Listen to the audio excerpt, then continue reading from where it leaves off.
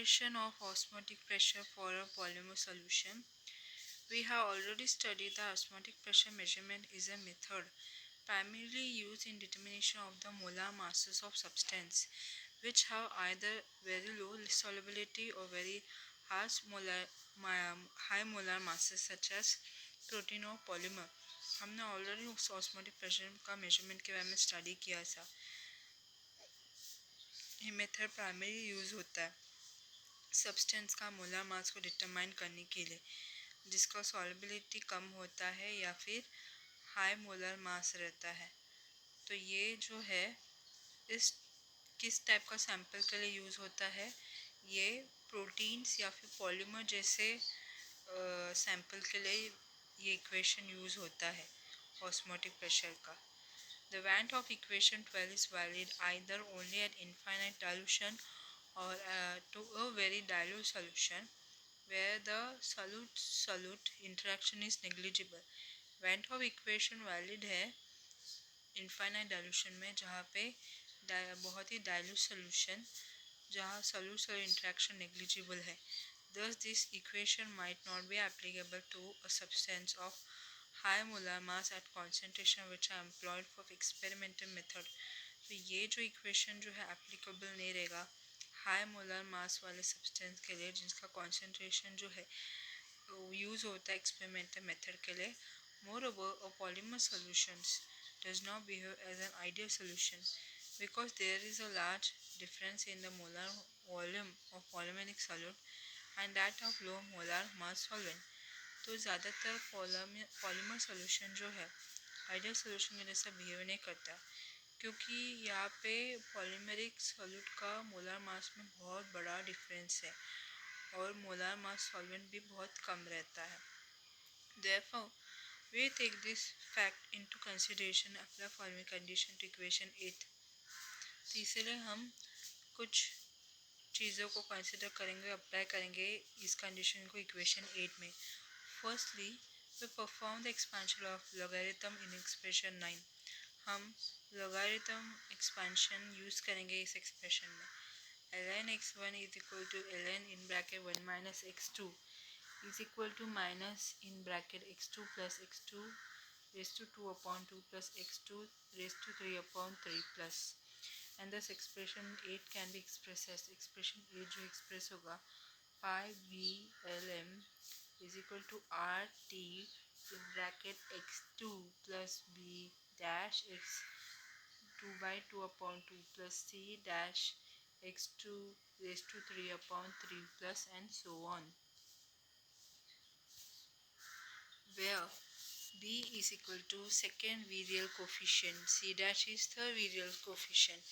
If the concentration of solution is expressed in mass of a solute per unit volume of solution, then अगर concentration जिसका solution express होता है mass of solute पर volume of solution में x2 जो रहेगा equal रहेगा n2 upon n1 से. Also n2 is equal to m2 upon small m2 upon capital M2 and n1 will be equal to v upon vlm. तो अगर n2 जो है वो स्मॉल m2 अपॉन m2 दिखाएगा और n1 जो है वो v अपॉन vlm दिखाएगा. So equation 1711 we have x2 is m2 upon m2 upon v upon vlm equal to m2 upon vlm upon m2. तो m2 अपॉन v क्या बन जाएगा c2 vlm upon m2. Substitute equation 18 equation 15 we get pi v1 m equal to rt c2 vlm upon m2 plus 1 by 2 b dash c2 vlm upon m2 square plus so on. Pi upon c square c2 rt is equal to 1 upon m2 plus 1 by 2 v dash m vl star m upon m2 square c2 plus equal to 1 upon m2 plus bc square plus so on. The higher terms are insignificant, thus retaining only first 2 gram on the right hand side we get. तो higher term insignificant है, तो इसको अगर retain करेंगे तो पहले दो terms को राइट हैंड साइड में, तो हमें क्या मिलेगा?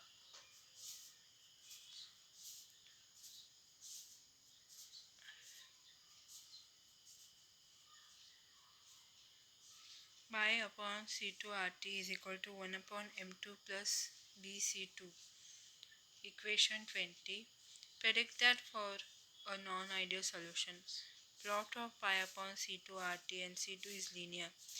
इक्वेशन 20 जो है नॉन आइडियल सोल्यूशन के लिए प्रोडक्ट होता है, जहाँ पे पाई अपॉन C2R2 प्लॉट और C2 लीनियर रहता है. The slope obtained from this graph is equal to the second virial coefficient B dash and its intercept is equal to reciprocal of the molar mass M2 of the solute. तो यहाँ पे slope जो है मिलता है इस graph से, जो इक्वल रहता है सेकेंड वेरियल कोफिशिएंट बी डैश है, उसका इंटरसेप्ट इक्वल रहता है सॉल्यूट का मोलार मास M2 जो रेसिप्रोकल रहता है उधर से, pi upon C2, T1 positive deviation, T2 equal to 0 ideal solution B dash equal to 0 और T3 इज नेगेटिव डेविएशंस.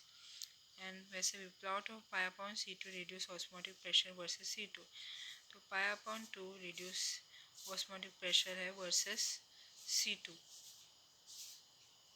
तो T1 में पॉजिटिव डेविएशन दिखाता है, T2 equal to 0 ideal solution दिखाता है, T3 नेगेटिव डेविएशन दिखाता है.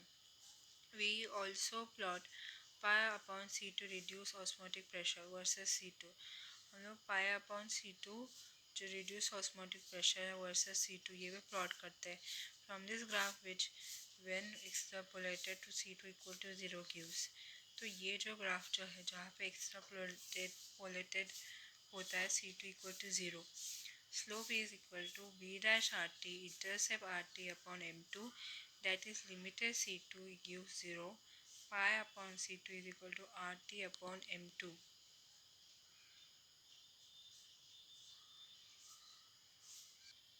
Discussion of second virial coefficient B dash.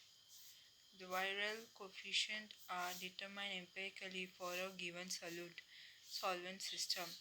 तो वायरल कोफिशिएंट जो है डिटरमाइन होता है एम्पेरिकली सॉल्वेंट के सिस्टम के लिए.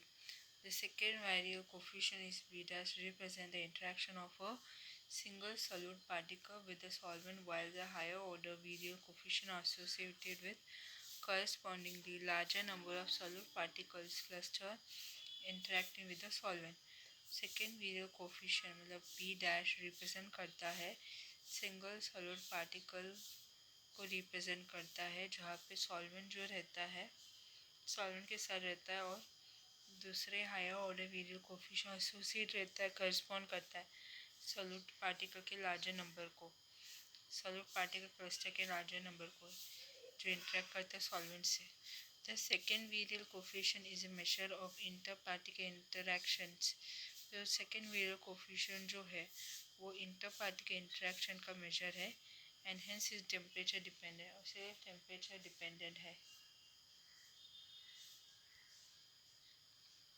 पॉलीमर पाई अपॉन C2, यहाँ पे स्ट्रेट लाइन है, स्लोप जो है B डैश RT है, इंटरसेप्ट RT अपॉन M2 है. यहाँ पे एक्स एक्सिस C2 है, वाई एक्सिस पाई अपॉन C2 है. So figure 3 plot of radius osmotic pressure pi upon C2 versus C2 at different temperature. तो पाई अपॉन C2 ये reduce osmotic pressure का plot है C2 के अगेंस्ट अलग अलग temperature पे.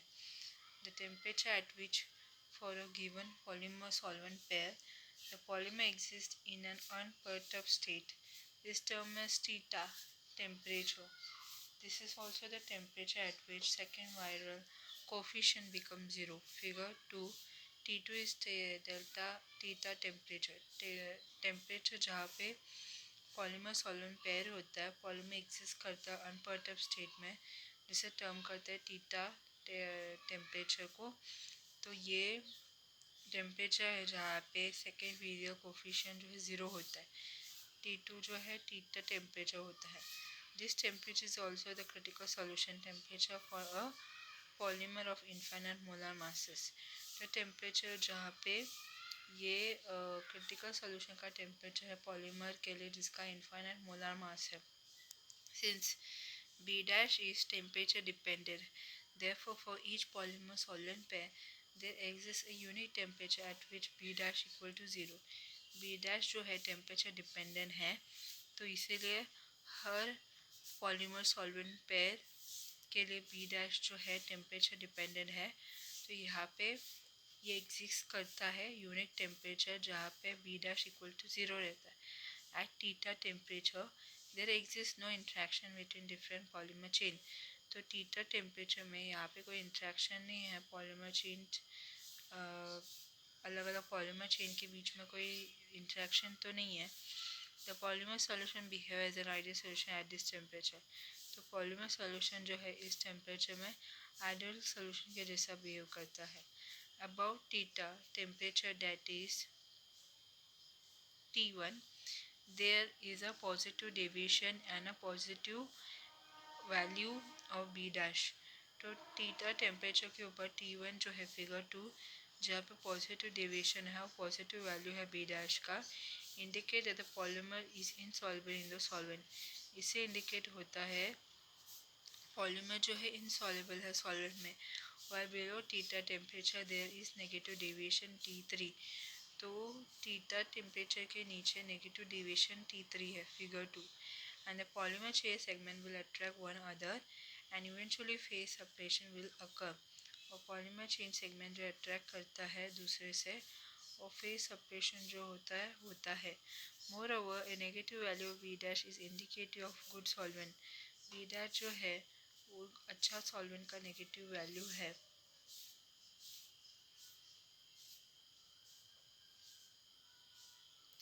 That is, polymer will be highly soluble in the solvent due to favorable polymer solvent intermolecular interaction. तो polymer जो है हाईली सॉल्युबल है सॉल्वेंट में favourable polymer solvent intermolecular interaction की वजह से. Mathematical proof. Osmotic pressure gives number average molar mass. Mathematical proof है osmotic pressure जो है नंबर एवरेज मोलर मास देता है. The osmotic pressure measurement leads to number average molar mass because osmotic pressure is a colligative property which depend upon the number of molecules of the polymer and not on their masses. Osmotic pressure measurement जो है उसकी वजह से number average molar mass होता है क्योंकि osmotic pressure colligative property है जो depend होता है polymer का number of molecule के ऊपर ना कि उनके masses पे. All the molecules were heavy or light make equal contribution. सभी मॉलिक्यूल जो है जहाँ पे हेवी या लाइट है वो इक्वल कंट्रीब्यूशन देता है. Mathematically since osmotic pressure pi consist additively of the partial osmotic pressure pi 1, pi 2 and pi 3 for the molecule of different degree of polymerization 1, 2, 3 etc. osmotic pressure pi उसमें partial osmotic pressure pi 1, pi 2, pi 3 का consistently additivity है molecule के लिए जिसमें अलग अलग polymerisation का degree है 1, 2, 3.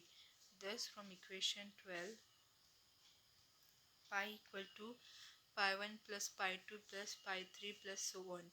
So pi equal to C1 RT upon M1 plus C2 RT upon M2 plus C3 RT upon M3 and so on. The same hold for the total concentration C equal to C1 plus C2 plus C3 and so on. Thus osmotic average molar mass can be written as. तो osmotic average molar mass जो है वह है m bar osmotic is equal to C1 plus C2 plus C3 in bracket RT upon pi 1 pi 2 pi 1 plus pi 2 plus pi 3 plus so on equal to C1 C2 C3 plus in RT upon RT in bracket C1 upon N1 plus C2 upon M2 plus C3 upon M3 plus so on. Epsilon I Ci upon epsilon I Ci upon epsilon I Mi equal to Mn bar. Hence expression proved that the osmotic pressure yield number average molar mass. तो इस expression से पता चलता है कि osmotic pressure जो है वो क्या प्रोड्यूस करता है number average molar mass n बार प्रोड्यूस करता है.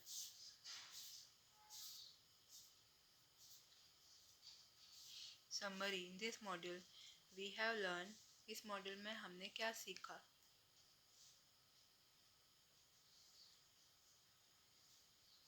Osmometry techniques for determination of molar mass of polymer. Osmometric technique जो है जहाँ पे पॉलीमर का मोलर मास डिटरमाइन होता है. Osmotic pressure of a solution is given by the Van Hoff equation.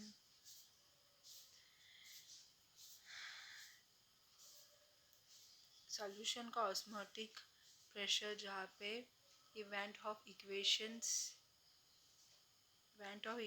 जो है सॉल्यूशन का ऑस्मोटिक प्रेशर देता है. पाई इक्वल टू N2 अपॉन V R T is equal to pi equal to C R T. Polymer solution is a non-ideal solution.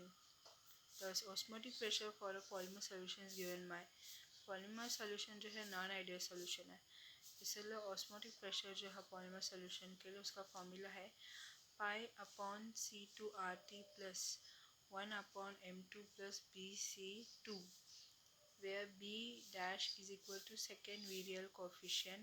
V dash जो है second virial coefficient है, M2 जो है molar mass है polymer का. Osmometric techniques provide number average molar mass, that is MN bar dash. तो ऑस्मोमेट्रिक technique जो है वो नंबर एवरेज मोलर मास का वैल्यू डिटरमाइन करता है. mn बार इज तो mn bar is equal to epsilon i n i mi upon epsilon i n i.